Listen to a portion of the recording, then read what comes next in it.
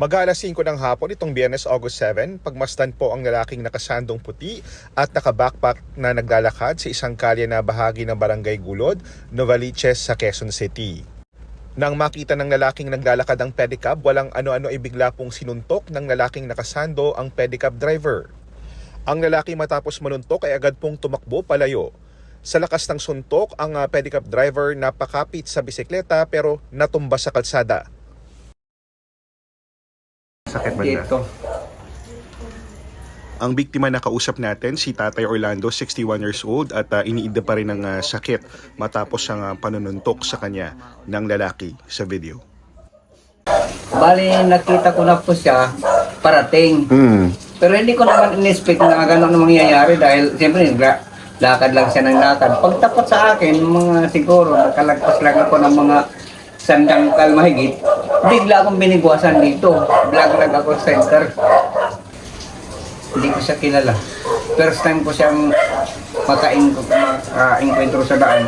Nakasalubong kami katapos. Biglang lang niya po ako binigwasan. Tapos kanina, nagharap kami ng magulang, nakipag-settle yung magulang. Nasagot nila lahat ang gastos. Basta yung wala na Pumayag na lang ako, sir, kasi wala naman kaming sa, halimbawa kung makikipagkaso ako, wala naman kami pang sa abogado. Baka po ulitin lang po niya ulit yun sa iba. Hindi na daw nila papupuntahin dito.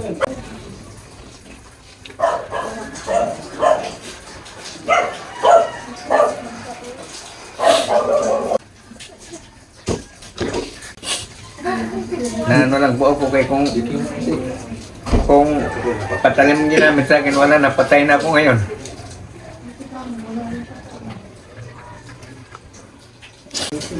Di bale yung ibang anak ko kaya nagtatrabaho na. Paano yung pinapaaral pa? Wala. Sakaling may nangyari sa akin. Nagsampa po ba kayo sa pulis ng kaso?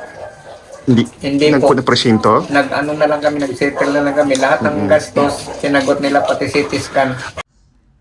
Ipinabatid ko kay Tatay Orlando na handa namin siyang tulungan para lumapit sa pulisya o sa iba pang ahensya, pero sa ngayon sapat na raw ang mapagamot siya. Sabi naman ng QCPD, kahit hindi daw nagsampa ng reklamo ang biktima, ay handa silang tulungan si Orlando hanggang sa magdesisyon siyang magkaso. Gagawa rin daw sila ng sarili nilang investigasyon. JP Soriano, GMA News.